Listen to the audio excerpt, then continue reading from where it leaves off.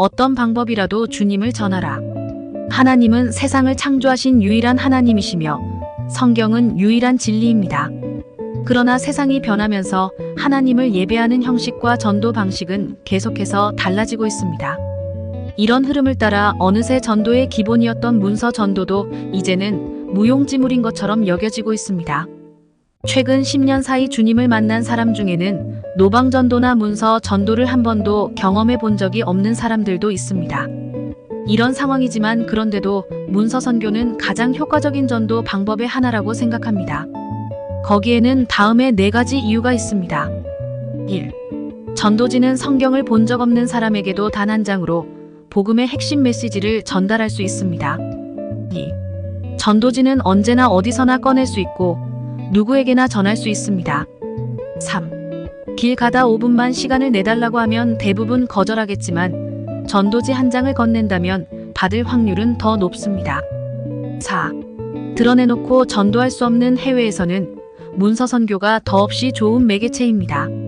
주님의 복음을 전할 수만 있다면 우리는 수단과 방법을 가리지 말아야 합니다.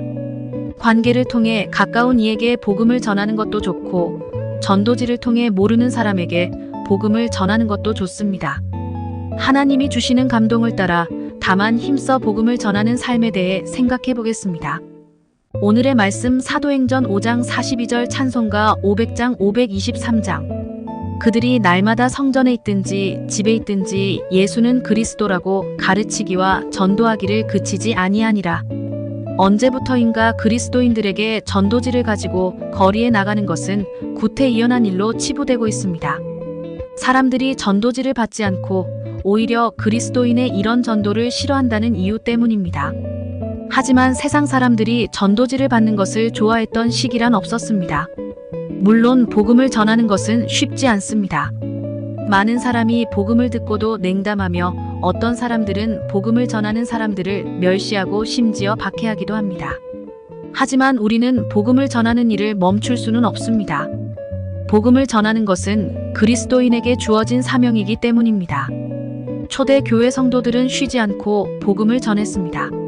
그들에게 복음을 전하는 일은 무엇과도 바꿀 수 없는 가장 중요한 일이었습니다.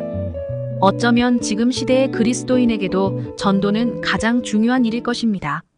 그런데 이렇게 중요한 일을 우리는 하지 않고 살아갈 때가 많은 것입니다. 초대 교회 성도들은 복음을 전하는 일을 그치지 않았습니다. 박해를 받고 온갖 고난이 닥쳐도 오히려 더 기쁜 마음으로 복음을 전했습니다. 예수 그리스도께서 그들에게 맡기신 사명이었기 때문이었습니다.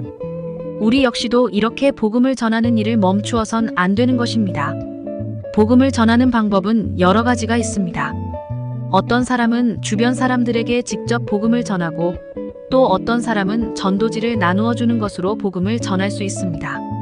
어떤 방법이라도 생명의 복음을 세상에 전하는 그리스도인이 되시길 바랍니다. 오늘의 기도. 주님, 복음을 전하는 가장 중요한 사명을 쉬지 않게 하옵소서.